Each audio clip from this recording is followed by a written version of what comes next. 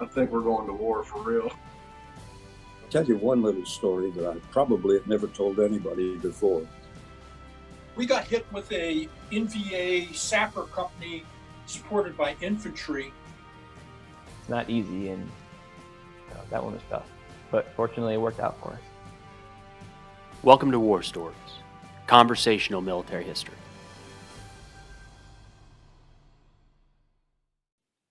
What's going on, everyone? Preston Stewart and Sayer Payne with War Stories, joined today by Jim Horacek. How was it that time? That was perfect. That was okay. Good. We were struggling with the name before, the pronunciation. But Jim, thanks so much for doing this. We're really looking forward to the conversation. Oh, it's my pleasure. Thanks for having me. So, big picture, we're going to talk kind of some intelligence, some analyst work during the global war on terror. But would you mind giving just a little background on yourself, kind of what you've been up to? Sure. So I joined the CIA in, it was October of 1999. I got recruited out of grad school. I went to George Washington University in DC, got my master's in security policy, and I actually hadn't been thinking about joining the CIA. I knew I wanted to do something. My background was all in the former Soviet Union, especially ethnic conflict in the former Soviet Union. I was fascinated by just all of the nationalities and all of the centuries-long conflicts that they had there. Sure. So I also thought that would be kind of a good niche, and it turned out to be, it was. So when they had a career fair, all the intelligence services came to GW, and I walked by with my resume and say, "Are you guys interested in somebody who speaks Russian and knows about ethnic conflict?" And they said, "Yes, we are." So I never ended up actually even formally applying. I gave them my resume. They came back, they invited me to an interview the next week, and hired. We got a conditional offer and said, "Here, as long as you get your clearance in, we'll hire you." So Wow. That's how I got into the agency. When they got the conditional offer, I was like, "Yeah, this could be a lot of fun." I had interned at the State Department, was thinking about doing that, but having worked at the State Department, I was like, no, I don't really want to do this. It's pretty inept. But the agency really appealed to me because the mission was to not be wedded to policy. They said, "Be the skunk in the garden party," was kind of the phrase that they told us. Don't be afraid to speak truth to power. If the administration's policies are not going well, feel free to tell them that. And of course, that's what ended up happening during the Iraq War.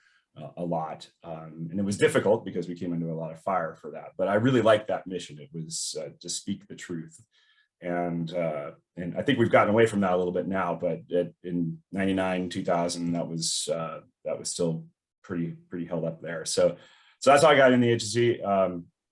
My first couple of years, I was working on the non-Russian republics of the former Soviet Union, mainly Armenia, Azerbaijan, Georgia, and the Caucasus. And it was kind of fun. I was still in orientation. It was a 3-day orientation. And on the last day, I'm driving home from work, and I heard that some gunmen had gone into the Armenian parliament and they killed the prime minister and the speaker. Wow. And they hadn't told me where I was going to be working exactly. Yeah, I knew I was in the Office of Russian European Analysis, but I didn't know where. So I kind of wondered to myself, hey, I wonder if that's going to affect me. Well, the next morning I go in, I meet with HR, they walk me to my new team. I walk in on their morning team meeting and they all start laughing. And I say, "What's going on, guys?" They're like, "Well, you're our new Armenia analyst." And they said we were going to put the new guy on there because nothing ever happened in Armenia. Welcome. Yeah, so here you go. And actually I had a really great team chief who said, "Hey, you know as much about Armenia as the rest of us do. Why don't you just run with this?" So I think it was my 3rd day in the office. I wrote for the president's daily briefing, which is that's like the big thing to get in the president's. It's the dossier. Yeah, that they have to read. So, that we're always wondering what the heck are they getting briefed every day.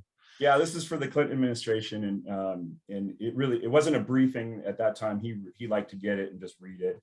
So my article went in there. So I'm thinking, this is great. I'm in the agency. I'm writing for the president on my 3rd day. This is awesome. Moving on up, yeah. Yeah, and then everything kind of settled down in Armenia, Azerbaijan after that. And I was telling you before the show, then I was kind of looking for ways to get them to go to war so I'd have something to do. And they never did while I was on the account. So then at that point, I was kind of looking around going, hey, what are some of the hotter accounts? When the second Intifada in Palestine in Israel started in 2000, I volunteered to work a task force there. I worked a couple of night shifts. My job was to count how many Palestinians were getting killed every night during my shift. And the numbers kept going up, but the administration's interest started going down because they're like, well, this is just the new normal now. So they eventually just kind of disbanded that task force. So when 9/11 happened, I was still looking for something else to do. I was actually on vacation in Utah visiting some friends there. And we were supposed to fly back to DC that day on September 11th. And my friend who we were staying with woke us up in the morning. He's like, you guys aren't going anywhere. Some planes hit the World Trade Center and then the Pentagon. And we watched all of that happen from Utah. So we were actually stuck in Utah for, I think it was about 5 days until they opened up everything again. So I checked in with my boss and said, coming back, came back and they said, well, we got this daily product that we're putting together saying what every country is doing in response to 9/11. So I kind of wrote a piece on what Armenia and Azerbaijan. Of course, they were like, we fully support what the U.S. and whatever it needs. They can have overfly rights. They can do anything they want. And then after that, it just kind of settled down again. And that's when the call came out for volunteers to work in the Office of Terrorism Analysis. I mentioned before the show that on September 10th, there were 40 analysts in the Counterterrorism Center, mainly doing support for operations like direct targeting support. And then on September 12th, 13th, literally they drew out on the back of a napkin, and this isn't just folklore, it really happened. They were the meeting going, what if they told basically the person who was the group chief, a second line supervisor, they're like, you're now going to be an office director. What would your ideal office look like? And she just kind of sketched it out right there. Wow. And then they put out the call for analysts to go and fill those positions. So we went up to, I think it was 400. And so I was one of the guys that said, yeah, put me in. So, and they just sourced that internally. It's not like, I mean, that's not a hiring spree in that window. No, it was all, I mean, the hiring spree then followed that, but it takes about a year to get somebody into the agency, because you've got to, you're not only, they got to interview you and do all that, but then you got to get your clearances, and that could take some time, depending. And yeah, they sped up that process too, and you got to get polygraphed and all the psych eval, all that kind of stuff to get in. So yeah, initially it was all internally. They were pulling from they would say in a couple of cases they brought whole teams over. They said, let's keep the team together and keep that team dynamic, but just so they took like the European leadership analysts, the guys that knew about like the French president and the German president and all that. They were like, well, that's not as important right now. You guys are now moving over here. And they took the whole team and they're like, and you can't move back for a year. You're stuck.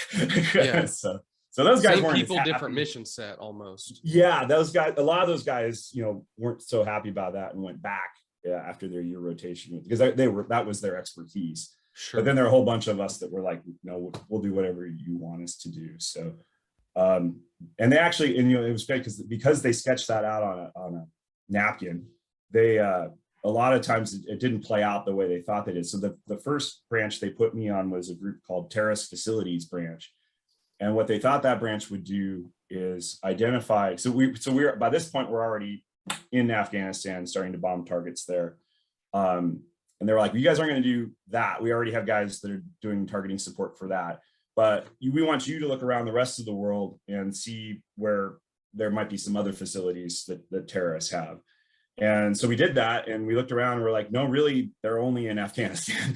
That's really the only kind of safe haven. Yeah. I'm curious, and just before you expand upon that, Sure. When they're saying look around the world for wherever the terrorists are, what was the definition of terrorist for you to go on? It got really expansive at that point. Of course, the administration kind of led that. It turned into the global war on terror, which I hated that analysis.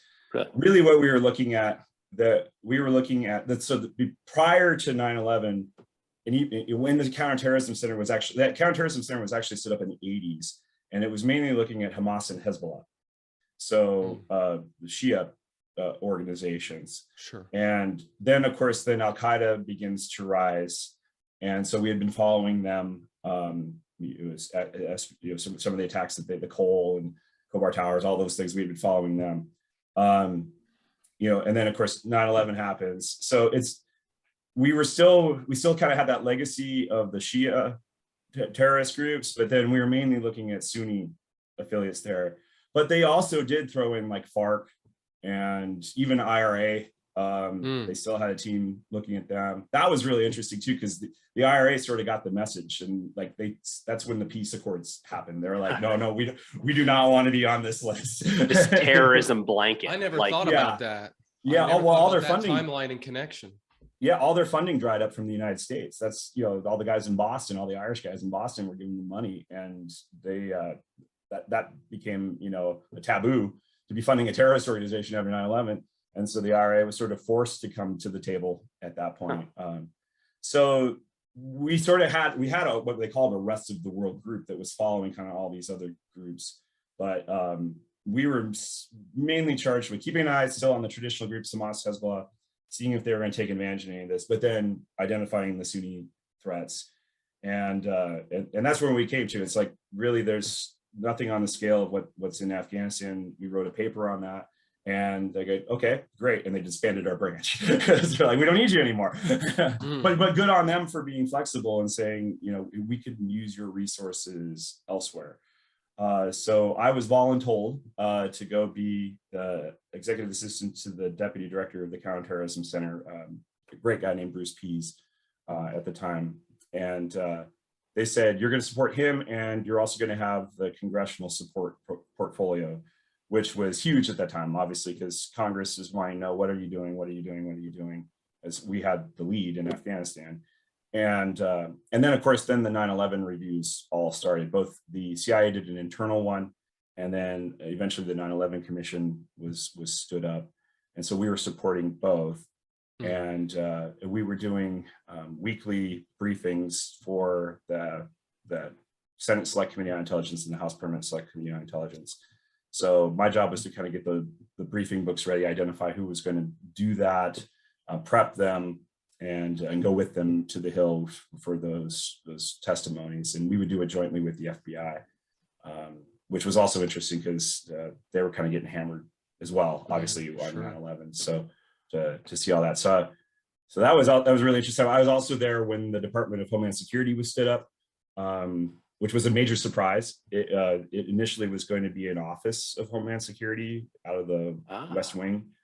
And that's what all of our guys who were in part of the setup for that, helping with the plan, that's what they thought. And then literally overnight, I forget what bad press piece came out that criticized the administration for not doing something more prior to 9/11. And all of a sudden, overnight, it became the largest single bureaucracy in the United States government. Interesting. Kind of from the papers lighting the fire in a way. Yep. Oh, it was. I was telling my kids last night because they knew I was coming on here, and my oldest is 21, so she was real little when all this was going on. Sure. But they were kind of asking me about that. What was it like? And I was like, it was really interesting listening to the news on the way in and know that was what you were going to be working on that day. Sure. And that it literally, because that's what Congress did. Congress, they read the New York Times, Washington Post, listened to the news, and whatever they heard, then they would go like, hey, what's this? And the most interesting time for that was, you guys have probably heard about, there's something called the Phoenix Memo. It was, came out in the press that the Phoenix FBI field office had sent a memo to FBI headquarters prior to 9/11 saying that there were Arab pilots taking flight training in Arizona they wanted to learn how to take off and fly, but not land. And I'm sorry, I didn't mean to, I'm laughing because it's like, are you serious? That's a very specific. It ended up, I don't think we never proved that to be related to any of the 9/11 stuff. The bigger problem was the FBI is still struggling with this, 22 years later. They, at the time prior to 9/11, they were organized regionally. The field offices supported the U.S. attorney in each area. And so the field office in Phoenix was giving that information to the U.S. attorney's office in Phoenix. And they really didn't have a great communication system even to send back to FBI headquarters saying, hey, we're seeing this. And then there was nobody at FBI headquarters. There wasn't like an analyst group, a director of analysis there to take that information and try to piece it together. So no one, this thing kind of just went unheard. No one saw it or acted on it. And then it came out, and that we actually were going to the Senate Select Committee on Intelligence that day. And the question became, hey, was CIA ever made aware of the existence of this memo? And the answer was no, because there was no mechanism for them to even share that with us. Mm-hmm. So the first person in CIA to receive that memo was me. No kidding. I called over and said, you better send this to us because we're going up with you to talk to the committee and they're going to ask us this. And they faxed it over. So yeah, they still had faxes back then. Isn't that what's sort of unique about this? I mean, maybe you want to delve into it a little bit of the sort of distinction of the FBI and the CIA. I mean, you as an analyst, you're talking about Azerbaijan and all these other stands and whatnot and speaking Russian. How often, or, you know, to me, the point of a CIA analyst is not to understand the inner workings of within the borders of the United States. So, you know, I don't know how that communication breakdown worked back then, even how it works now. I'm sure there's still sort of issues with all of that. There are. That's a great question because, because of the U.S. Constitution, we're set up differently. You know, we're not like the British service or most intelligence services around the world, where they have what we call an internal service and an external service. So think MI5, MI6. You know, the internal service is responsible for internal security, obviously. So any domestic threats. And the external service is looking outward.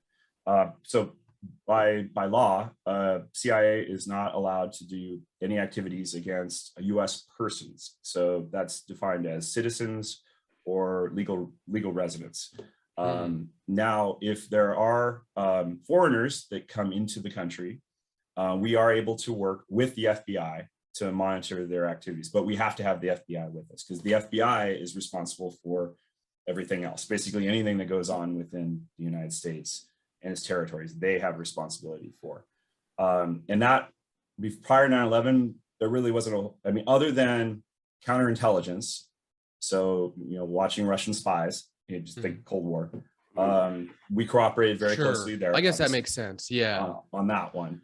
But other than that, there wasn't a whole lot. And yeah, the ball got dropped because there were foreigners in the country that neither group was really looking at, or if we were seeing it, we weren't necessarily working with the FBI.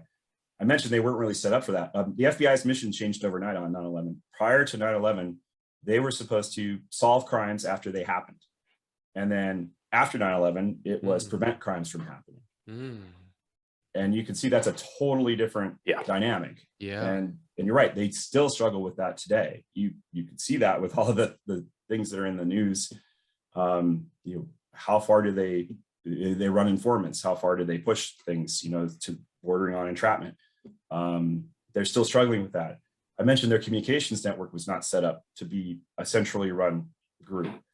They actually borrowed CIA's infrastructure because we do have what we call national resources groups, you know, CIA offices in different cities to do the work of working on those foreigners that are there. And so we already had that network, and they just kind of piggybacked on top of that because they didn't have anything. And then the biggest thing was that you're right, the culture of analysis, they didn't have that. It's very much driven by guys with badges and guns. And they actually one of my bosses, Phil Mudd, you see him on CNN, I think, all the time now. He was the deputy director of the Office of Terrorism Analysis. He was the guy I was mainly taking up to brief Congress because they loved him because he was an analyst and could really tell a story well, whereas the other leaders were ops guys and they didn't really like Congress. So and they could tell, you know, so they always were. First, they were like, why isn't the director of the Counterterrorism Center here? And then there was like, and then Phil would be there. And then they were like, okay, we don't want the director of Counterterrorism. Somebody else. But he actually went over to the FBI on rotation to set up their analysis group. And they really struggled because they weren't guys. A lot of CIA people came over to help them, and they brought in the internal people. We sort of trained them, but they weren't guys with guns and badges. And they were like, you're just we always joked about that in the agency, how we're just analysts, but for there, they really were just analysts, and no one really cared about them. So I don't know how that's progressed to today, but it really was a cultural thing that the FBI had to just struggle with, and I think they're still struggling with it today. I don't mean to put you on the spot with this question, but do you know if that gap in coordination was leveraged by Al-Qaeda for 9/11, or did it just happen to work out in their favor? I don't know for sure that they. Now, the U.S. government has a reputation for being inept in general, and so I don't know if they tried to exploit that. Sure. They definitely took advantage of the system in terms of immigration and TSA, and no TSA, to exploit that. But yeah, and I'm not sure what they say today. What's going on with that? I know you were more tied in with the 9/11 Commission and all of that, and I think I read it in high school or college. Yeah, it's actually pretty accurate. It's pretty accurate. The number one quote I take away from that book was they said that 9/11 was a failure of imagination, and that's 100% correct. I'm a big World War II buff too. I'm going to go back and listen to all your episodes. All right. And Mike is too. And Mike and I went. Mike Croissant, who you've interviewed before, recommended me. He and I went to the 70th anniversary of Pearl Harbor. They had a National Park Service symposium, and we went. And they had, at the time, there were still about 150 guys there, survivors, that we got to meet and talk to, and it was fantastic. We just loved it. And the question came up comparing 9/11 to Pearl Harbor, and Pearl Harbor, we had all the intel that was going to happen. And then, of course, this CIA was created because of Pearl Harbor, because we had all the intel and no one believed it, or the ones who did, they had several different groups doing intelligence, the Army, the Navy, everybody's had their own intelligence shops, and that's why it became the Central Intelligence Agency. But we had the intel, we either ignored it or didn't believe it. 9/11, we did not have the information. The 9/11 review came out and showed that unless we had direct penetration of those cells or direct access to senior leadership, which we didn't, because it was tightly compartmented even within senior leadership of Al-Qaeda, we wouldn't have known. But we wrote, and this is in the public record, we wrote a PDB, can't remember how many months before 9/11, saying we believe that Al-Qaeda is set to strike the United States. And we listed kind of all the ways that we thought they could hit us. And they were all kind of all the traditional ways, to include hijacking aircraft. But we thought that was traditional hijacking of aircraft, hijacking them, holding them for ransom, doing something like that. We did not think fly those planes into buildings. And that we just didn't imagine it. That's why I think the failure of imagination is just such a great way to put that. But you're in a tough spot too. It's one of those things where now we can look back and say, like, why didn't you think of it? Look at the damage it can do, right? And you can after the fact, piece all these different things together to say, come on, it's right there.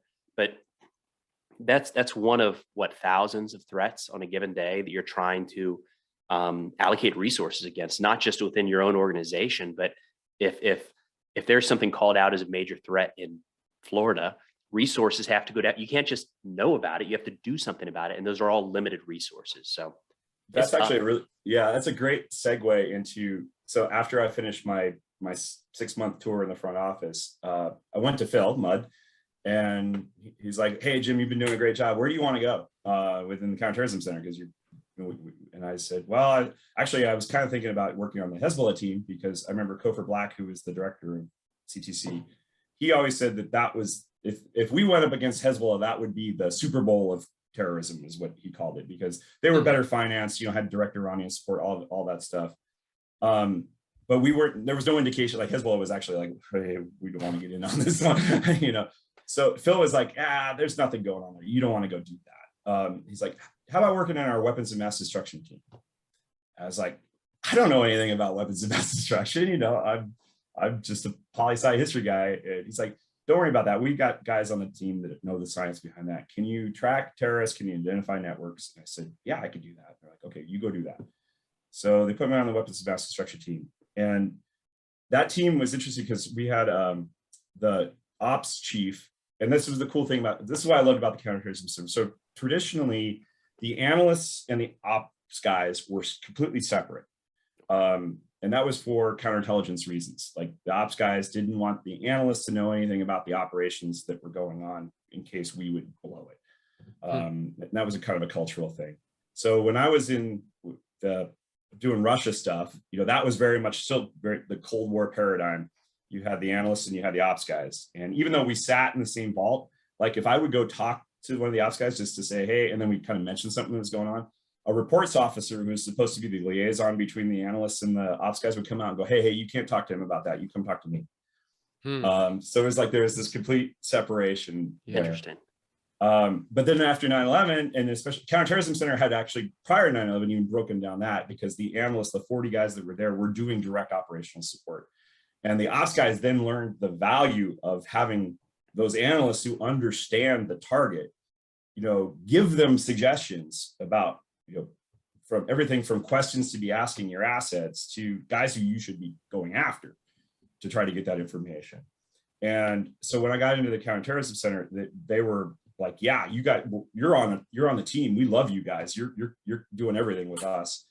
And the guy who was the ops chief for the WMD group, a guy named Rolf Larson, I loved him. He was like, we used to call them DO Cowboys, Director of Operation Cowboys. These were the old, you know, think spy movies. These are the guys. There aren't many of them left because they, you know, regulations have driven them all out, you know. But this guy actually, he had been declared persona non grata. He was the deputy chief, I think, in Moscow, and got persona non grata just in the normal tit for tat, you know, where they do that sometimes. We kick their guys out, they kick our guys out. And so he was there. And actually, at one point, the Russians asked, they were like, we'd like to meet with your counterterrorism WMD guy. And he's like, well, sorry, you can't. And they're like, well, why? Well, you kicked him out. And they actually rescinded the PNG. Like, that never happens, so that he could go back. And so he was a legend. The guy was awesome. Yeah. And he was like, oh, I love you guys. I want you in my morning meetings. I want you, you know, you're working direct. I'm not sending my guys anywhere without one of you guys going along with us. And he had been charged directly by the vice president, by Dick Cheney, who was convinced that the next attack on the US was going to be using weapons of mass destruction. Dick Cheney was. He thought, so then Rolf took that charge, because Dick Cheney told Rolf, he's like, if there's a 1% chance that the piece of intelligence that you have in front of you could happen, I want you to run it down with weapons of mass destruction. Okay. So it's like, and you're right, we got, especially after 9/11, we got tons of bad reports, you know, because everybody's going, oh, they want terrorism, so let's give them terrorism. So we're sorting through all of this stuff and going, this seems ridiculous, this isn't going to happen. And then Rolf would go, is there a 1% chance? And like, well, yeah, okay, well then let's run it down. And so that's what we did. But there used to be something called the Daily Threat Report, and it was a compilation of every report that came in that, you know, had a threat to it, and like 99% of it was completely bogus. The administration wanted to see it because they wanted to see for themselves what was going on, and we used to have to try to put commentary on there to say, we don't think this is possible. Sure. So that took up a ton of time, you know, to just kind of do that. Was this for the code? And I forget the colors already by now, but remember how we would go to the Homeland Security created them. That just disappeared at some point, but it was because we stayed in whatever the middle one was, you know, exactly. Yeah. Because politically they would never go, hey, we're safe now, let's go to green, you know. And then it's like lockdown stuff and mask, no mask. It just all of a sudden gets jumbled. All the same, yeah. They're like, we're never going to say, hey, you can relax now. And we rarely got the type of intelligence where they kick it up. So, and plus, if you got that kind of intelligence, then you're tipping them that we know what's going on. But seriously, so I'm not a huge fan of the Department of Homeland Security. We spent a lot of time trying to deal with them on this issue. But yeah, that's exactly what happened. We ended up having to run down a bunch of stuff that just wasn't accurate. Is that how that sounds like it's where Iraq starts to kind of lead the forefront. I hadn't heard that 1% chance. I understand it. It's one of those things where I know there's, again, when we look back on history, you can piece these things together and say like, well, duh, that's how it should have played out. But yes, if there's a 1% chance a nuclear, chemical, or biological weapon could be used, I understand the desire to let's really make sure we understand it. And of course, that's going to probably zero in on countries that have them or have a history of them. And we were always looking for that. So our group was kind of divided up. We had the guys that were watching Al-Qaeda, big Al-Qaeda, senior Al-Qaeda, because they had some background in looking at stuff. And we were trying to figure out, well, how far, because a lot of that was based in Afghanistan. And of course, then we blew it all up. So it was kind of go back and what were they doing? Have they reconstituted it? What's going on there? And then I was kind of on the other side, which is we're running down all these little threats. And that's actually how I got started on Iraq was when I came onto the team, we were getting some reporting that guys that were associated, they were in Georgia, but in part of Georgia that the Georgian government didn't control, called the Panjshir Gorge. And it's northern Georgia, right on the border with Chechnya. And so that's how foreign fighters were getting into Chechnya. Okay. They go into the gorge and then they go over there. So they had kind of staging areas there. And there was a guy there who was talking to a guy in Iran, who was talking to a guy in the Kurdish part of Iraq, also not under Iraqi regime control. It was above the northern no-fly zone area called Kermal. And they were all talking to each other about trying to get some sort of a contact poison. And we think what inspired them was Ibn al-Khattab, who was the leader of the Chechen Mujahideen. He had been killed by the Russians.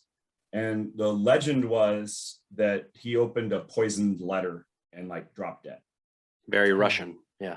So yeah, potentially within their capabilities. I even asked them about it. They denied it, of course. But these guys are like, we need something like that. We got to get back at them for doing that. We need to develop something. Well, they were literally like mixing up cyanides, like grinding up cyanide salt and putting it in like in Bengay. That's outside the box.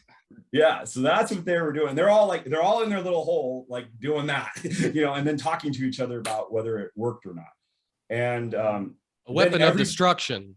Yeah, just missing the M part. Everybody always, so here's the difference between analysts and ops guys.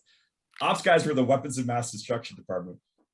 Because of things like this, the analyst group was the chemical, biological, radiological, nuclear group, so that we could capture all of those little things. Sure.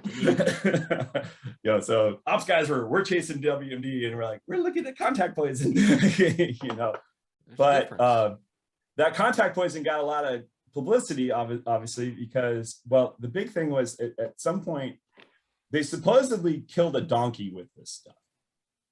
And we think if they did, it was because they like shaved the thing and like lathered it on, and because they shaved it poorly, some of it might have gotten into its system and killed it. But they all are like, hey, we got something. And of course, then the administration's reading this going, oh, what is this? Run this down. And then of course, the administration sees, wait, guys in Iraq are doing this too. And we're like, well, it's not the Iraqi regime. It's the area. That's why they're there. Happen to be there. Yeah. Yeah. No one controls that area. So that's why they're there. It sounds like to me an anarchist cookbook type scenario. Exactly. Yeah. No, that's what they were using. They were using that and some other stuff, like just stuff that was floating around, trying different recipes, trying to see if what would work. What was the best skin penetrant? Was it some veterinary cream? Was it something else? They were looking at all that stuff. So then of course that's when the president even gets involved in it, and so I was the lead analyst on that. So I'm writing about what they're doing, and then there was some talk about potentially having operatives go into so these guys were North Africans who had kind of quasi legal status in European countries. The Brits and the French, they would let these guys in, and then they were like, well, we're not going to give you official asylum because we can't prove that you are threatened if you go back to North Africa, but we don't want to send you back because you might actually get killed. So they left them in this quasi illegal status, gave them European travel documents, and these guys go, hey, we want to go fight in Chechnya. So they go to the Pankisi Gorge, and the new leader of the Chechens were like, yeah, these guys are cannon fodder. You know, they're not trained. They don't know how to do anything. Let's just leave them there. So they're all sitting around, and that's when another guy, the Jordanian guy, goes, a guy named Abu Atiyah, his name came out. President knew him by name because he was missing part of his leg. And so there's always the reports about the kind of the one-legged guy that was there. He kind of had the idea of like, hey, why don't we send these guys back to Europe? You know, they got documents, let's send them back. And that was, it was interesting because the administration was going, well, how are these guys tied into Al-Qaeda? Because that's what their focus was on. And they're like, and you know, who's the commander? Who's the second in command? And we're like, these are just guys. You know, I drew out a graphic. I think they used it in the Secretary Powell speech before the UN. And I kind of just had overlapping circles of networks, because that's really what this was. You had the guys that were supporting Chechnya over here. One of those guys happened to be Jordanian. So he knew these other guys that were in Iraq or in Iran and Jordan. That became Abu Musab al-Zarqawi and his guys. And then they knew these guys that were sitting in the Kurdish part of Iraq. So that's how they were talking. And then these North Africans just happened to come into this circle. They go back, and so they're interacting in their established European networks. And so it was really just really informal. Hey, we're all same ideology. You know, that's what changed prior to 9/11. All of these groups were just focused on, hey, I want to overthrow the French government. I want to overthrow the British government. You know, Chechens fight Russians. And then it became, no, the US, bin Laden's right, head of the snake, let's hit them, or any way we can. And so that's why these guys were like, well, who are all these people? But if you'd ask like the Europe, and that was a really cool thing. And it was actually kind of fortunate that I was sitting in the WMD cell, because I didn't have a regional responsibility there other than sort of, you know, did. But I would go to my friend who was following European networks, and she's like, oh, I know all these guys. Yeah, these guys have been around for a while. And she's like, okay, well, it's new to me, so educate me on this. And then I go over to the Jordanian guys, and they're like, oh, we know these guys. They've been around for a while. And I was like, oh, well, now they're interacting here. And we actually put together this huge link chart. It's not quite the craziness that you see, like, you know, A Beautiful Mind or something like that. But it was huge. I mean, it was like, it covered the whole wall of like our vault. And we joked that if given more time, we could have probably mapped out the entire Mujahideen network in the world. But it was really just, we had these circles, and, you know, kind of hub and spoke, and then how they connected to each other. And that was really, that's kind of one of the things analytically I'm most proud of, is I kind of was at the forefront of just showing post 9/11, that's how all these guys are interacting right now. It's because it's not bin Laden directing attacks, or anybody really. These are just guys that are inspired. They're in a network, and they're looking for opportunities. And a guy goes, hey, I know a guy, go talk to him. And then I know a guy, go talk to him. And then that's how operations got working. Network versus I was going to say it's violence, right? Like, because let's think about CTC. You were talking pre 9/11. Can you kind of elaborate the distinct? Because what you're describing to me is non-government actors back to, and especially because this is a tricky one, because there is an argument for organizations like Hamas, Hezbollah, to have some sort of government, PLO. They have Taliban. There's a government function. You know, violence and militancy is a part of this structure, but there's a governmental organization, civic sort of structure, I feel like, behind those, which to me seems like what you were, CIA and everyone in the world was structured around fighting when it comes to terrorism. But now you're describing all these sort of bandits that are out there. Yeah, that's a great way to put it. And yeah, and that was the traditional mindset, was because we were always looking, well, who's the state sponsor? Well, there weren't. You know, that was the traditional one. You named all the traditional groups, Hamas, Hezbollah, PLO. They had state sponsorship. there was no direct state sponsorship of these guys. Now, could some of the countries that these guys were coming from do more to crack down on what was happening? Yes, and they didn't always do that. They allowed radical imams to recruit these guys. So the average Muj, as we call them, Mujahideen, was some poor teenager, early 20s, in one of these countries in the Middle East that had a secular regime, oppressive regime, didn't have much of a future, would go to a mosque, hear some imam going, hey, we're offering you greater things if you join and go where we want you to go. And that's, go on jihad. And I always try to clarify, because the best man at my wedding was a guy named Jihad. He was my roommate in college, and his dad had escaped Iraq. Wow. And his dad was, I grew up in Los Angeles and went to school in San Diego. And so this guy, he's a Shia from Karbala, and his dad was a doctor, and Saddam was going after all the doctors. He got out. And so Jihad was actually born in the U.S. He was as American as you. He was born in New Jersey. Loved hockey. But he, so the first day I go and I see his name on the room with me. I'm like, oh my gosh, what am I getting into? And it was like the nicest guy ever, except when he was playing hockey. Then he was a total goon.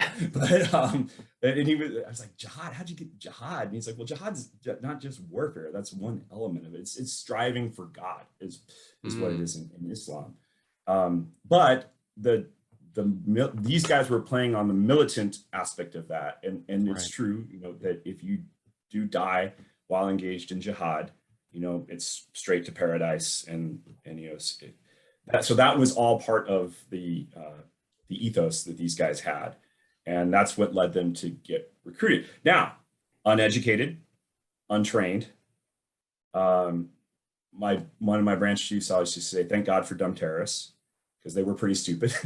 And Big mistakes, yeah. It made tons of mistakes because people, eventually, the weapons of mass destruction group kind of lost some of its luster, because people are going, they've never conducted anything like that, and we're like, well, maybe that's because we took them all off the streets, because they would be sloppy and we would find them, and so that that was really kind of the point. But that's why my boss was saying, thank God for dumb terrorists, because if you had somebody that was smart, who actually, wasn't trying to do anarchist cookbook kind of stuff, hooked up with an actual scientist, hooked up with an actual state program, which we never saw, that would be more sophisticated, then they could have done that. And that was the constant struggle, because we had the guys who followed state, what WMD programs, we would consult with them when we'd find something like a recipe or something like that. And they go, this is so crude. And we're like, yeah, from a state program it is, but can this stuff work? And they'd have to look at it and go, well, maybe. We're like, well, that's all we need to know, is maybe. Still the 1% rule, right? Yeah. And there was some stuff that we eventually found that was, looked like a guy knew kind of what he was doing, and it was simplistic in nature, that, it wouldn't have been a mass casualty threat, but they knew what to do with it too, which was kind of the thing, which, a lot of guys were like, well, let's just, one of the things towards the end of my time in WMD or CTCW, we were looking at all those chlorine canisters that they were blowing up in Iraq. I don't know if you guys remember that. They would get chlorine trucks and blow them up. But they're doing it outside, right? The chlorine would just go, and disperse, and that was it. You had a greater threat of getting killed by the shrapnel coming off the truck than the chlorine gas. But they were like, let's just do something different and blow this stuff up. But it just shows a fundamental lack of chemistry and physics. So when we found somebody who was like, no, don't use this stuff outside, use this stuff inside, we'd be like, oh, okay, that's somebody that we should probably keep an eye on. I have in my mind that there was some debate within Al-Qaeda, which I guess makes it challenging because there was such a disparate network. But WMD weren't, if I'm not mistaken, it was not a shoe-in that if Al-Qaeda got them, they would use them. Wasn't there a little debate as to essentially the morality of even using those weapons? They saw what we did to them after they took down buildings. So it would be like, there was a debate, like if we did something even more, what the blowback would be against us. I think that I don't think they ever got anything. I think if they had, they would have considered using it. The big, and this was the debate that broke out in 9/11, particularly after the Iraq War started, and Zarqawi and what became ISIS had the headlines and was doing most of the damage in the war. Big Al-Qaeda was sort of hamstrung by the fact that their leaders, they're like, we're not going to do anything unless it's the equivalent or better than 9/11. And of course, they were really lucky, actually, 9/11. They didn't think those buildings were going to come down. They just were going to fly planes into them. So it was actually bigger than they thought it would be. And then they were like, well, dang, we got to do something like that again. Well, of course, by then, it's a much harder target. We're on them, we're alert, we're aware. And that's one of the reasons I think they never really were able to do anything after 9/11. Now, Zarqawi, he's like, dude, let's do whatever we can, whatever works. We'll car bombs, beheadings, WMD if we can get it. Whatever keeps striking terror in the hearts of these guys. And then that was the big debate, because then the other thing that Zarqawi did was he started killing Shia in Iraq.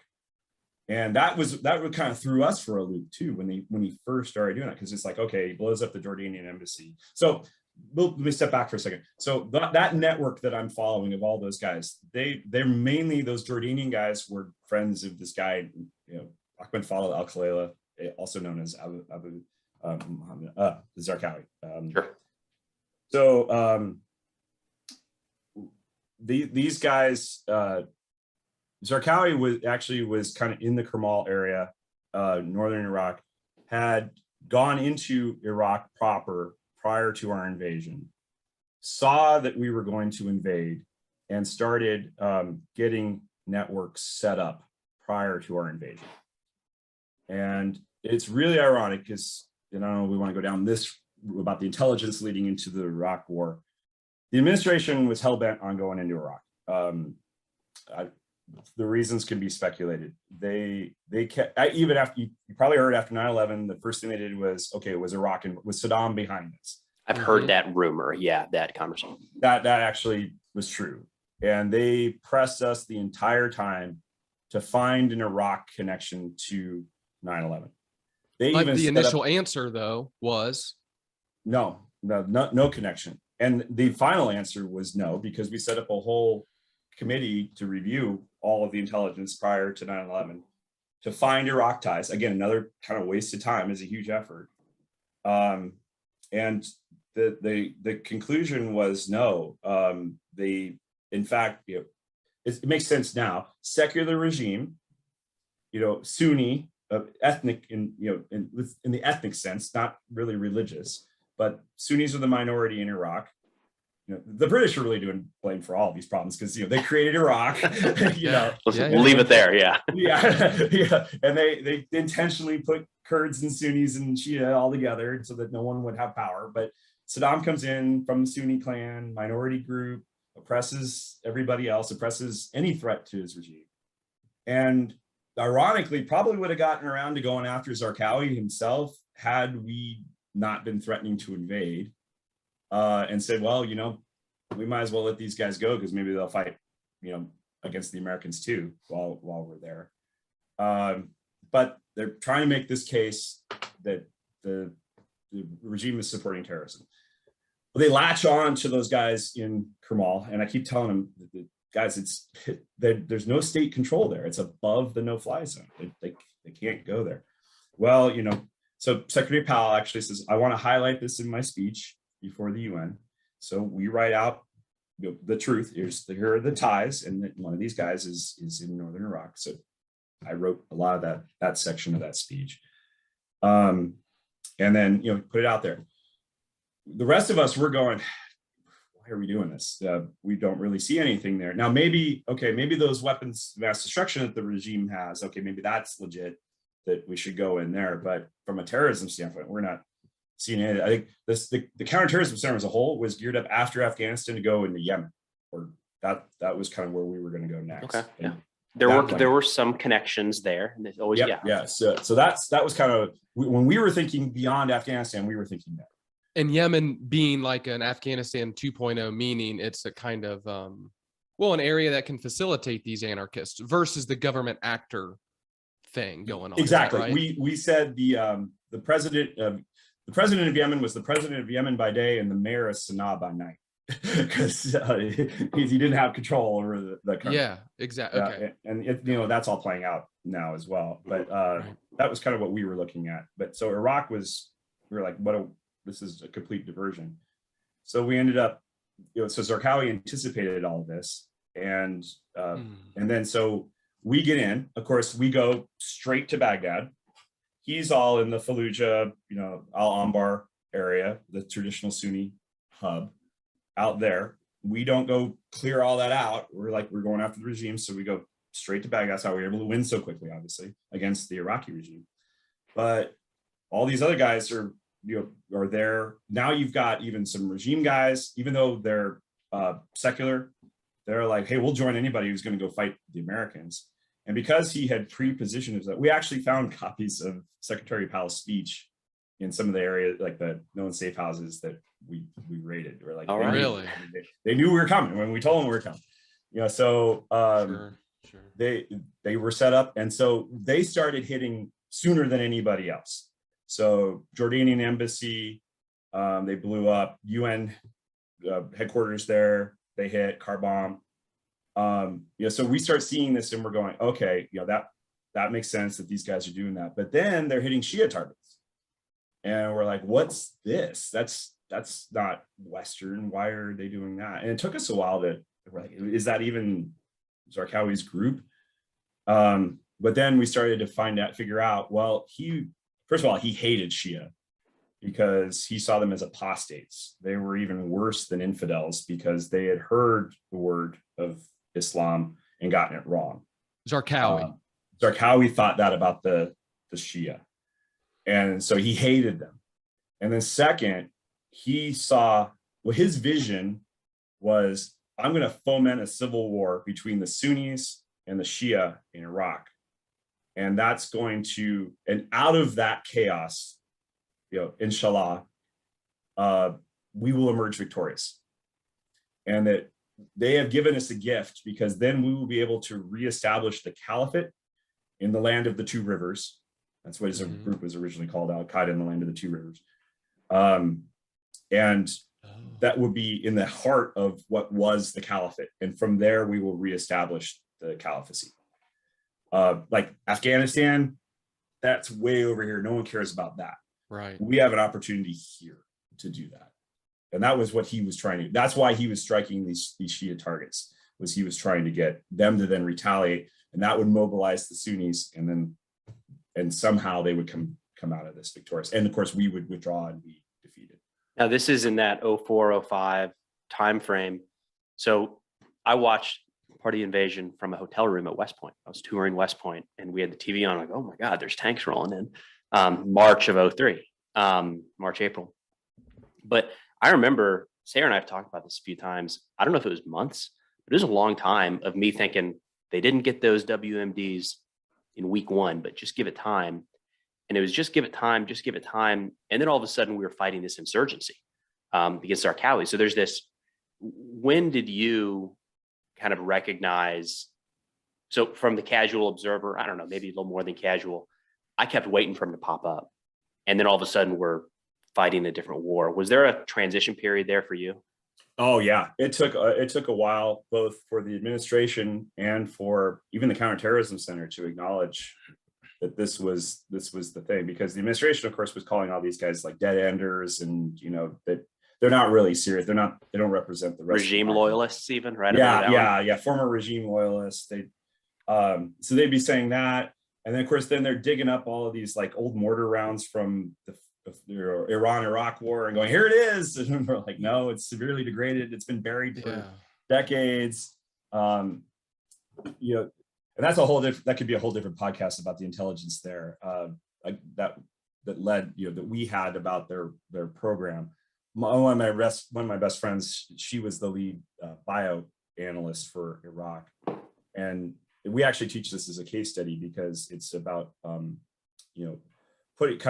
placing your own Western mind on a different target, which is something we're always trying to watch out for. And so she gives the example. She's like, okay, we see there's a bunker.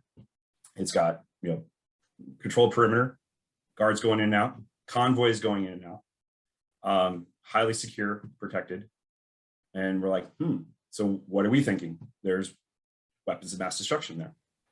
Get some human that suggests the same thing. We roll in there, kick the door down. There's food. They were storing food there.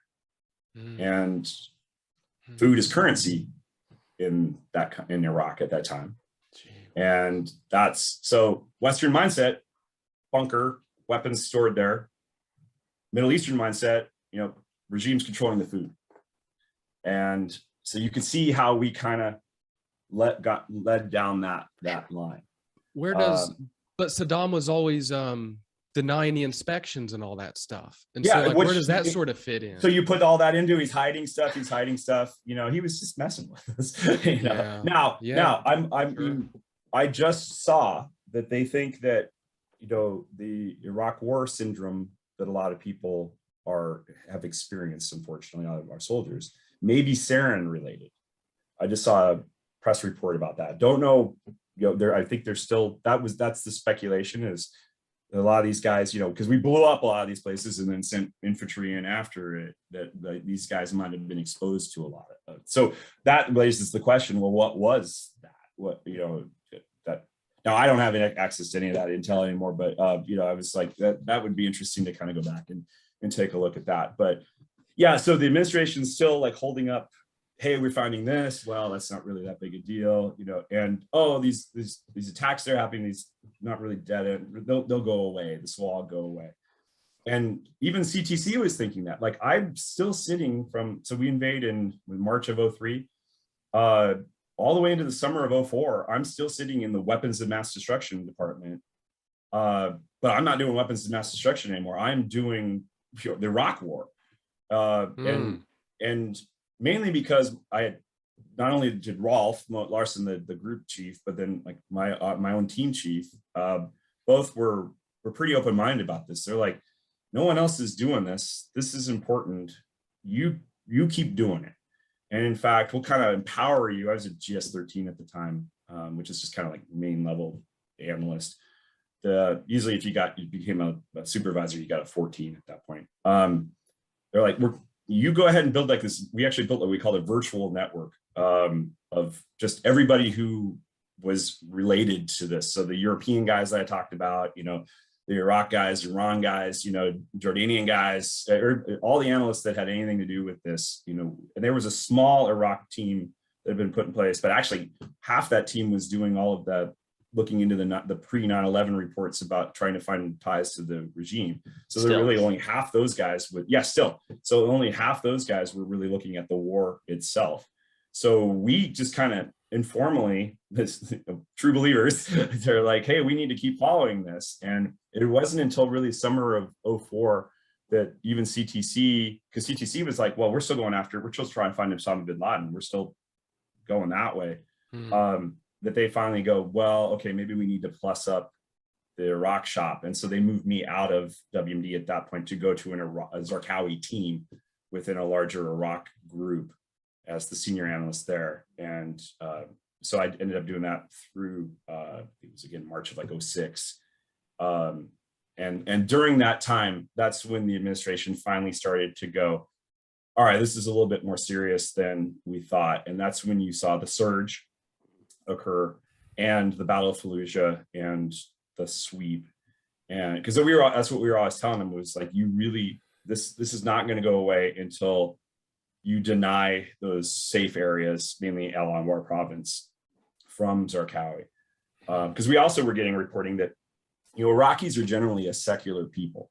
The real true believers were the guys coming in from out of the country. Sure. Right. But the Iraqis at the same time were kind of like, well, you're the only show in town, so we'll fight with you. But at the same time, they're like, you guys are nuts. All this. And Zarqawi was like, nope, Sharia law in our areas. And they're like, we don't like this Sharia law stuff. This is terrible. So once we came in there, all the tribal leaders were like, yeah, get these guys out of here. And as long as you give us protection. And Bar Awakening, right? That's that period of time. Yep, and that's what we did, and CIA was kind of at the forefront of doing that too. We were kind of doing the guys that were negotiating with all of these leaders as the military was coming in, and we completely secured, Anbar province, and attacks went down, and then we gave it away again, and the attacks went back up. But then we went back, and with the now trained Iraqis took it back over, and that's why you don't hear about Iraq anymore. But it's because we denied those areas. That's really the key to fighting. It's counterinsurgency. It's basic counterinsurgency. It's deny safe haven. With Zarqawi was around pre 9/11, still doing his thing. Sounds like to me not tied to Bin Laden of any sort, but still had that hate in his heart against Shias and the caliphate and everything. And is there a argument or a thought that this was a sort of it was bound to happen no matter what, with the period of the time where it seems like a hornet's nest, and maybe the wrong place at the wrong time, or the right place at the right time, maybe for the Iraq war, to all this to sort of have a pressure valve go off? Was this inevitable, or like, what's your thought on that with a guy like Zarqawi who was already training for this sort of stuff? I think we handed him a golden opportunity. So he came to prominence. He was out of Zarqa, Jordan. That's al-Zarqawi. He fought in the original against the Soviets in Afghanistan. That's where he became radicalized.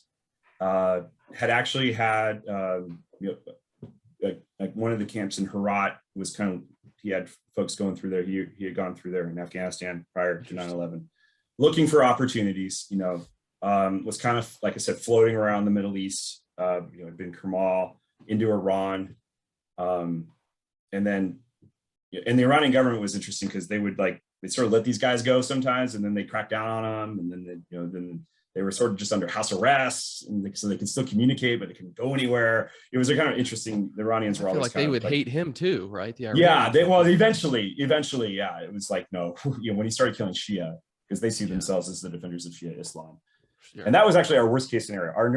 We've thought this through. Worst case scenario is Iran comes in to protect the Shia, in a failed U.S. fails to control all this. Iran comes in to protect the Shia. The Saudis, who see themselves as the protectors of Sunni Islam, come in to back the Sunnis. Meanwhile, you got the Kurds floating around the north, who the Turks hate and are afraid of. So the Turks come rolling in, and now you got a global conflict, brewing there. Yeah, that was always kind of our worst fear that we were warning about. Like, we got to tread lightly here. But I think we did Zarqawi was looking for that opportunity, and then he saw it. So you're right. Maybe if it wasn't there, maybe it would have been Yemen, or maybe wherever else we went. But he saw this as an opportunity, and it was, like I said, right in the middle of the traditional caliphate. That was a golden opportunity for him at that point. And he took advantage of it, and it was actually an interesting dynamic, because at one point he swore bayat to Bin Laden, but that was almost kind of notional, and we could see tensions between Zarqawi, because Zarqawi is basically saying, look, Al-Qaeda, you guys ain't doing anything. You're hiding, right. You're hiding out, literally. And I'm fighting the war here. And, give me money was kind of what he was looking for. But I'm the man, I'm not, because actually big Al-Qaeda was a little uneasy with his attacking of the Shia. They didn't think that was, that had a potential to split Islam. And so they were kind of saying, hey, tone that down. And he's like, no, this is a central tenet of my plan. Plus they're apostates. he had some I think I was looking for a book back there, but this Black Flags, yes, that time period, right? The hunt for Zarqawi, but he had some leverage because he was kind of the face. He did. He was the face. Yeah. Post 9/11, there was nothing else from a terrorism standpoint. That was it. That was what was going on. And that was the other thing. The military was really, it took them a while to get around this concept of there isn't a hierarchy among, even in Iraq. I was talking about these international connections.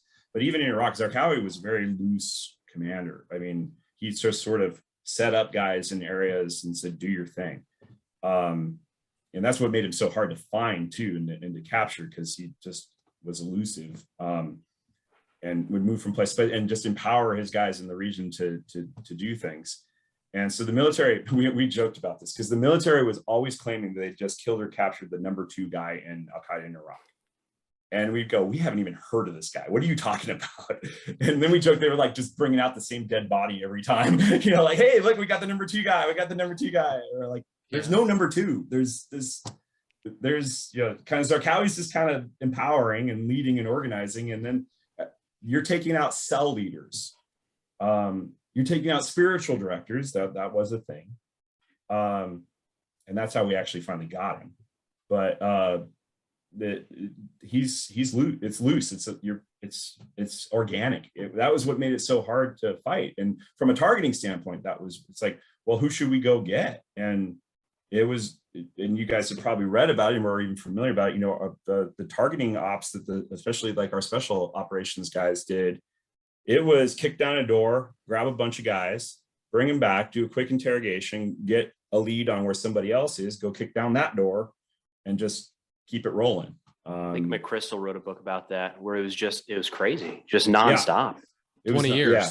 I mean, it was 20 years in reality. I mean, I wonder about those guys, those direct action guys, the SEALs, and like the Rangers in particular, that they spent 20-year career just going in these nightly raids, killing and capturing people, never living with the people either, right? They're not really doing the coin or hearts and minds or any population engagement stuff at all.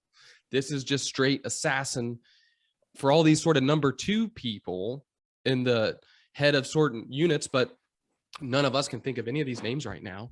But their whole career was sort of doing that at nighttime, just straight killing people over these sort of intelligence, the things that they're feeding. And it almost seems like a cycle, right? Mm-hmm. Like you kill people, you get more intelligence so that you can go kill them the next night.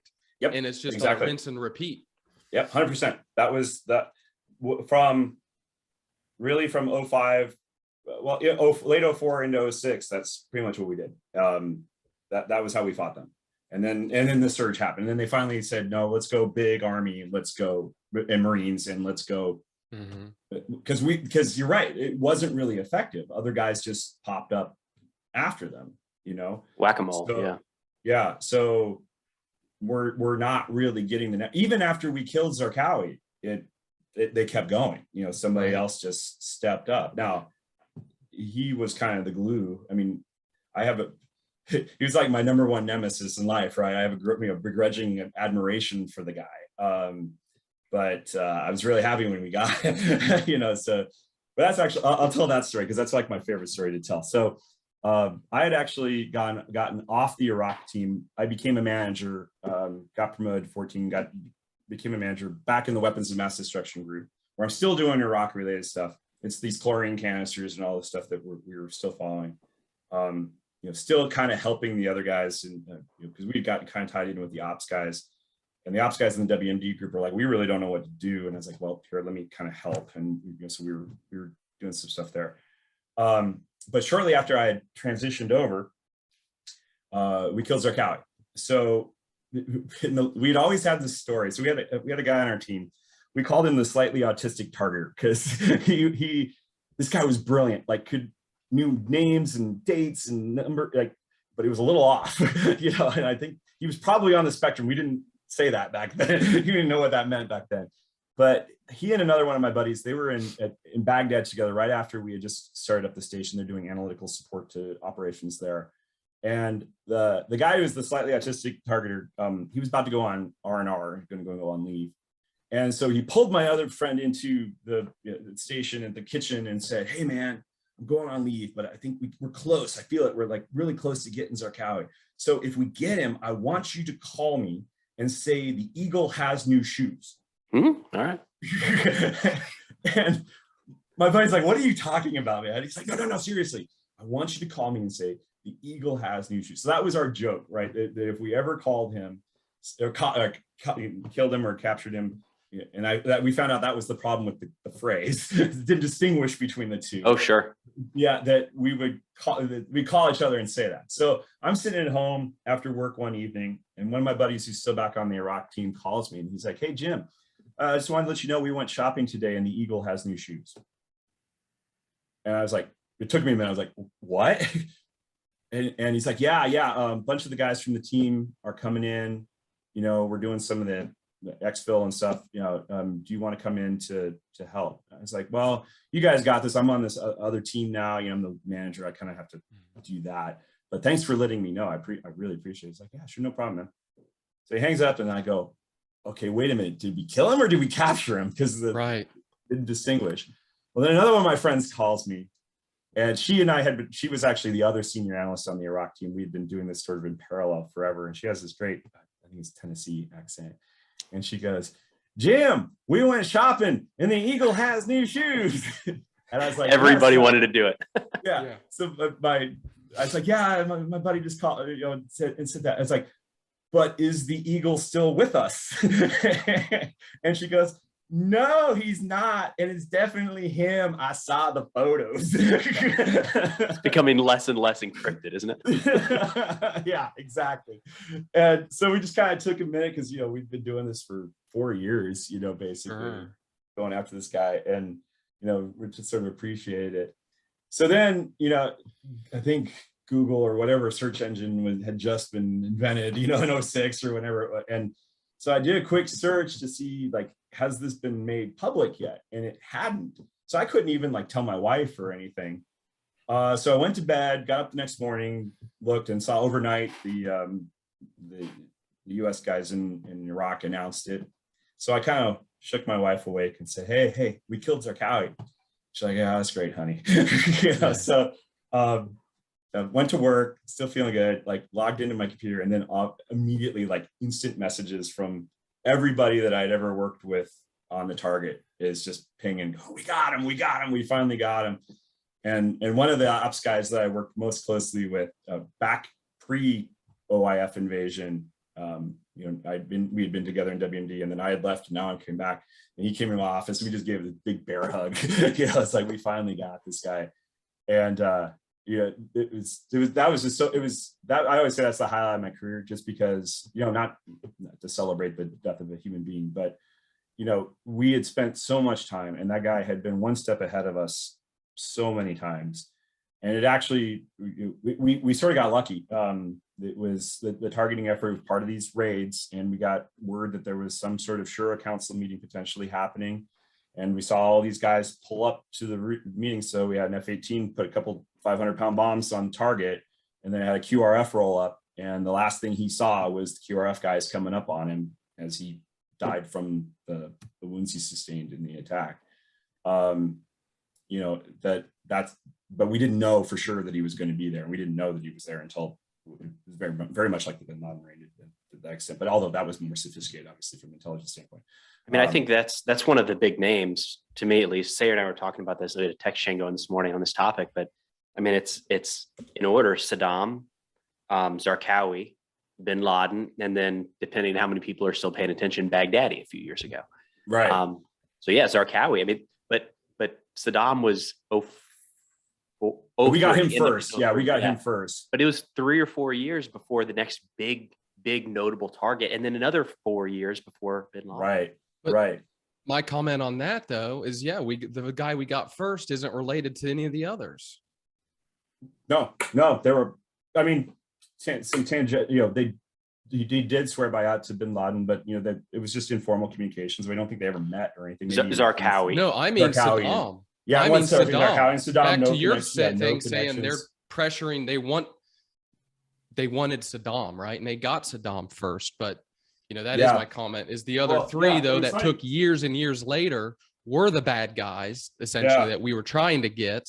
And Saddam wasn't even a party to the group, essentially. Well, I still have my Saddam cards, you know, that they handed out. Yeah. But that was first. These are all regime guys, you know, so that was what they were after first. And then later we stole the idea, and then we put our little Zarqawi matchbooks. Oh, smart. Yeah. Oh, yeah. Up there. Oh gosh, he looks different in those. Are those supposed to be him on the back there? That's him. Yeah, those are all him. Oh my gosh. Yeah. Interesting. I've So got this the was black. early YouTube, right? Because this was when YouTube was first starting, and we Oh, know yeah. how They ISIS put up- evolved with it. But like, this was the very beginnings. I remember Oh, yeah. the Nick Berg beheading. I was So in senior was- year of yeah, high no, that school. was We were just getting key. ready to graduate. Oh, that was another interesting dynamic because they used what we called open source, better than anybody else. They were all the communications, the beheading videos, everything. He was a real messenger, spreading the word. And that was a different dynamic as well, because our open source information was almost better than our clandestine information. Mm-hmm. And there's sort of, I teach this too. So when I talk about analysis, sometimes we put a little bit more weight on it because it's secret, but the open source stuff was even better. Our open source center rep that we had working with us, she was a key part of the team. She'd get, these videos before, as soon as they were posted, and would get it to us for us to analyze. And actually when Cybercom was stood up first off, they of course they're looking for something to do. We're like, we can shut down all these sites. We're like, no, this is how we're getting our information. Let them go. Yeah. So Good point. That's a great point. Yeah. I mean, and that was what Zarqawi was doing. He was always trying to one up himself in that regard too, because what's the next scariest thing? So it went from suicide bombings to car bombings to coordinated car bombs, simultaneous car bombs all over the country, to beheadings, as you said. That was one of my jobs, was to watch those things and try to analyze them and see who's doing it and where are they and what's, and we watch those things, trying not to focus on what's actually happening, but the area around them. That's kind of what you described with bin Laden and Al-Qaeda Central, right? Where they were trying to one up themselves. So their playing field got a little bit bigger. Zarqawi was just starting lower. He was starting local. So just constantly trying to up that game, I guess. And that was my biggest fear, was because I had seen him be thinking about European attacks prior to OIF, and they seemed to still be looking outside of Iraq. Of course, he was doing attacks in Jordan, his home country. So we were waiting for, and I don't know if he had lived, if they would have done more out of area operations to include potentially the US, because like I said, and that's why we were looking at it from a W&D standpoint too. What's the next biggest thing that can get those headlines and can shock people? Because they all believe, like everybody believes Americans are weak. You hit them hard enough, they're going to go home. And that was a big part of his strategy. Do you think that there's that he had a target-rich environment in Iraq that prevented him from going global? Like he could kill dozens of Americans locally. Yeah, I mean, he target opportunity. You got to hand it to the guy, because that's what hamstrung big Al-Qaeda and other groups. Dude, take what's in front of us. Just go ahead and do it. I mean, that's why I was always concerned that, now we've got Americans doing it, but take a gun and walk into a mall. Mm-hmm. That imagine the headlines, and now we're seeing it. But that's what he did. Targets opportunity. Just start that civil war in Iraq, and Allah will lead us through that to victory. That was his strategy. So and that's what he kept doing. And that's why, when we killed him, and I go back to my story of the day we did. So, I thought my wife had not really paid attention to the fact that, we killed him. When I came home, my kids had put in sidewalk chalk all over the driveway, R.I.P. Zarqawi, good riddance, all this stuff. So I was like, if my neighbors didn't know what I did, they did at that point. They do now. And we sort of had a little party that night. And in fact, they asked me that question, like, Dad, what's the next terrorist who's going to get killed that we're going to have another party? And I said bin Laden. Yeah, we did have a few years for that. So, but yeah, it's American Sniper. I mean, for anyone, I guess, listening, that would be the Zarqawi stuff, that just psychopath, almost like creative killing too, is what he was doing. I mean, just a straight psychopath. Yeah, in definitely. ways that I feel like, I don't know any of these people, obviously, like just different than bin Laden, who might have had, different than Saddam, who was a narcissistic tyrant. They're all doing killing people too, right? But he just seemed like a different level of psychopath. Yeah, that's a good way to put. I mean, all for it was a means to an end. You know, that whatever they could do, he could do to foment that unrest, to get the U.S. to withdraw and to have the whole region sink into chaos. That was going. Yeah, so he killed Kurds, he killed Shia, killed Americans, killed Europeans, killed Jordanians. You know, beheaded truck drivers. You know, just killed Iraqis. They didn't like him at all. You know, they were, like I said, they were happy when we finally came in and cleared out the area. Yeah, just a killing for a means. It's pure terrorism. That terrorism as a tool. Like I said, I didn't like the global war on terror moniker. We just never wanted to call it what it was, which was you call it, technically it was a war against Salafism, you know, radical Sunni Islam, and that's what we were fighting. And we should have couched it that way. It's like but you know, like I said, I have plenty of Muslim friends, my best man at my wedding, but you know, that's not who we're fighting. Those guys don't like it either. They hate it. You know, they hate it. We're because they're bastardizing Islam. These are guys that are. It's really one of our senior analysts in CIA, brilliant thinker. She wrote a piece that basically said, this is really what these guys are doing is anti-colonialism.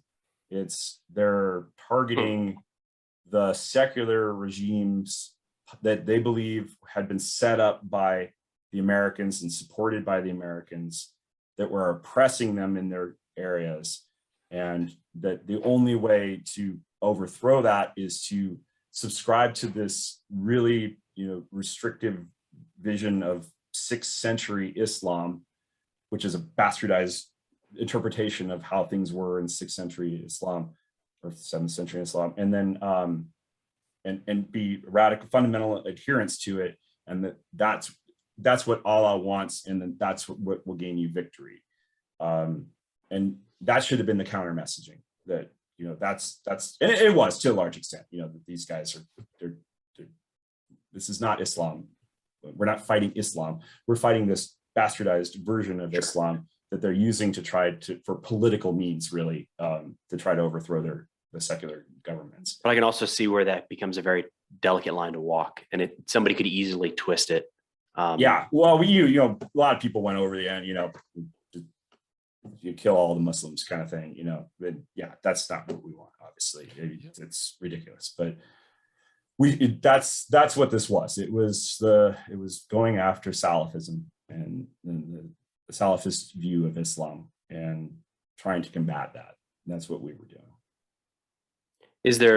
We're going long here, which is awesome because it's hard to stop talking, but is there anything we didn't hit on that we should have? I think the big lesson learned, you know, especially if we look back, Mike probably talked to it. He took, you know, the chaotic withdrawal from Afghanistan pretty hard, you know, because it was like, what were we doing for the last 20 years? I felt that way in, 2011, when it's a common theme. Vice President Biden was responsible for getting us out of Iraq and pretty much did the same thing where they just pulled everybody out, and then Salafists just walked back into Al-Anbar, and then took a change of administration for us to go back in and sweep that out again. This is insurgency. You're fighting counterinsurgency tactics, and control of denying safe havens is a key. That's how they fester. That's how they breed. Because otherwise, you know, these guys are poor, unintelligent, or, you know, uneducated guys that are just getting radicalized, and, you know, but if there's no place to send them or to train them or to do any of that sort of stuff, there's not much they can do except maybe ones or twosies kind of attacks here and there. So that's something that I think we right now we've now. So I'm at U.S. Strategic Command again now. My last tour in the CIA, I spent my last 3 years as one of the CIA reps to Strategic Command. My dad was born in Omaha, and I always kind of wanted to get back here in the Midwest, and so I did that. And then what we would decide, you know, at that point, 2014, I put 15 years in. I would have had another 18 years in the agency to go, and I didn't feel like I could go live in DC for another 18 years and do that again. Yeah. so got out and actually did 5 years working for a health system here in Omaha, Nebraska Medicine, as a project head of the project management team, which is great. But then I got suckered back into There we go. you know, you never can get out of the doing government work. So Sure. I actually do wargaming now at cool. U.S. Strategic Command. So that's fun. You know, it's a mix of intel and then kind of, you know, and I was an instructor too as well for at the CIA, so kind of combining both loves there. But you know, right now we're kind of gone back to great power conflict, you know, with Russia and China, and terrorism kind of taken a back burner, and you know, except with Afghanistan, obviously last year. But and it's just like you can afford to do that as long as we've denied these safe havens, and that can be done in a number of ways. Like Arab Spring was a mistake. You know, those were secularized, they were tyrants, but they weren't Islamic tyrants. Guys like all those North African, Gaddafi's the best example of that. You know, Gaddafi saw us roll into Iraq and went, whoa, I don't want that to happen to me. Here are all of my chemical weapons. You know, don't overthrow me. And then changed administration, and he's being dragged through the streets. And, you know, what sort of message does that send to, you know, the other leaders who are going to cooperate with us? And at the same time, then there's a power vacuum where you just kind of did these Islamists a favor. That's what they've been trying to do for years, is overthrow this guy. Oh, that's a good point. And, you know, Egypt, you know, Morocco, just you keep going right down the list, in Libya. And, you know, that I think made it a little bit less secure. So, you know, I'm a realist from a political standpoint. You know, it takes time to build democracy and the culture of that in some areas. And, you know, so in the meantime, sometimes you got to be, you know, partners with guys that aren't the best guys, but, you know, how is that helping our overall security? Because they're like Saddam was, to be frank, you know, he's controlling those guys and keeping a lid on, because they're a threat to him too. Sure. Right. And They don't like anarchy. I mean, we're talking about all these anarchists. The last thing a despot wants is lack of control. Yeah, exactly. You know, that's so they, like I said, they see them as a threat too. So they're gonna tamper down, and we don't have to at that point. You know, and is it not pretty? Of course. You know, I've told my kids, I was like, the greatest counterinsurgency operation in U.S. history is what we did to the Native Americans. It's what it was. It wasn't pretty. Yeah. It was a counterinsurgency operation. Yeah. Should we be critical of it? Yeah.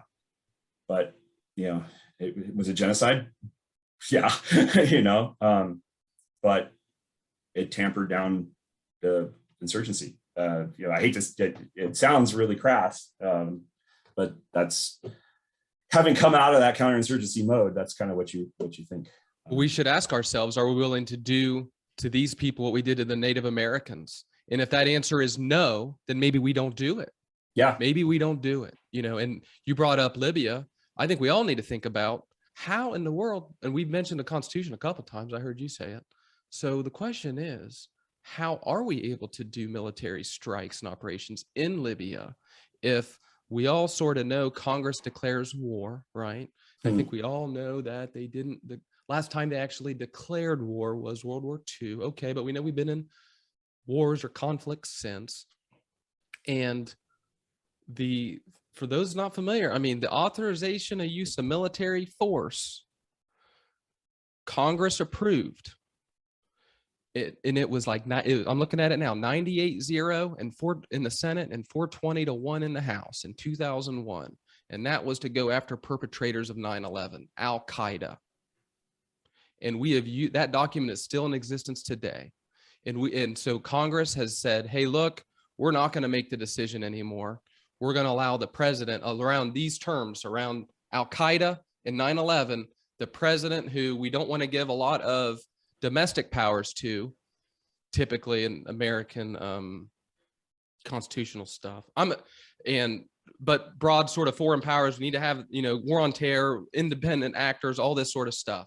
And so we have this document out there that same document against Al-Qaeda was used to go into Iraq in 2003. It's not a separate document with all this new information, whatever information that you guys are talking about. Mhm. And that same document is being used who knows where today. And that was what was used in Libya, or if we want to go into Egypt, if we want to go into anywhere now, it's this catch-all document. And just, I don't know how many people are aware of that or not, but it is still alive. And this is how we're able to have our hands in all these sort of pots, I guess, from a constitutional standpoint, without the Congress actually having to make a decision. Yeah, no, that's 100% correct. And in a lot of cases, Congress, they do that on purpose. So it's not, hey, it's not on my watch, or, it's not my fault. Now, as I know from personal experience, dragging guys up there every week in front of Congress, they love to criticize you and make headlines that way. But then, yeah, you're right. We just played a war game where we had a former congressman is the head of the good guys, the blue cell. And when the conflict started in the game, it was kind of like, well, do we push for a declaration of war? And he's like, well, Congress will never do it. Why would they want to do it? They'll authorize action for a set time and then they'll extend it afterwards so that we don't have to actually do it. It's kind of, oh, okay. I mean, that's the Mets and bounds of where we are today, right? It's just, I don't know what it means for the next 20 years, right? I think we're starting to get a feeling of the last 20. As time goes, we'll get better feelings of it, but I don't know. It's still an active, breathing, live document. And I don't know. I find it concerning, especially after all we're talking about, and we'll just have to see how it plays out, I guess. Yeah, especially as the Islamic threat has kind of diminished to a large extent. Yeah, then how are you going to use that? What else are you declaring it to be a threat? And using some of the and you're right. I mean, another buddy of mine, he's always he found out he's in the Air Force, so he's a CIA guy, and he's kind of a conspiracy theorist. He's always asking me about all this stuff, like who killed JFK and where are the aliens and all this stuff. Oh, but, I don't know. They didn't give me access to that. He was, but that was one of his. He's like Patriot Act, that's still in existence. Another one. What are they going to use that again? And at the time, we were like, at the time when we were in it, we were like, thank you. That makes it a lot quicker for us to target. But 20 years later, do we need those authorities anymore? And like most things in the government, once you create it, they don't really go away. Sure. Yeah. Especially the shift of the FBI mission you were saying, where they went from figuring out crimes after they happen to now try to solve them before they happen. Now we're talking Minority Report. You know what I mean? And then exactly. Yeah. Anyway, I mean, this is all a result of 9/11 for sure. It was pre 9/11, and you were there with that world, what that was like, which has to be a completely different attitude. And then that sort of watershed moment. And then probably, I think the next one is, I guess, the pandemic probably. And so we're still kind of, the waters are still, they're still rippling, of course, and there's still wake from it, but hopefully it's starting to resolve itself, as we mentioned, like with what goes back to what's a terrorist today in 2022 versus 2002. Yeah, that's what's dangerous about using that word. We're fighting terrorism, we're fighting terrorists. Well, that's a tactic. Who are we really fighting? Sure. And then that helps you to also figure out how to best combat them. Both using all instruments of national power, not just military. So that's what we try to emphasize to our analysts. Be thinking about who are we fighting. Well, really appreciate you taking the time to talk to Jim. That was a lot of fun. It went long because we got carried away, but it's sorry about that. No. Don't apologize. Keep going. But thank you very much for taking the time. Really appreciate it. Oh, it's my pleasure, guys. Thanks for having me on. I really appreciate it. Absolutely.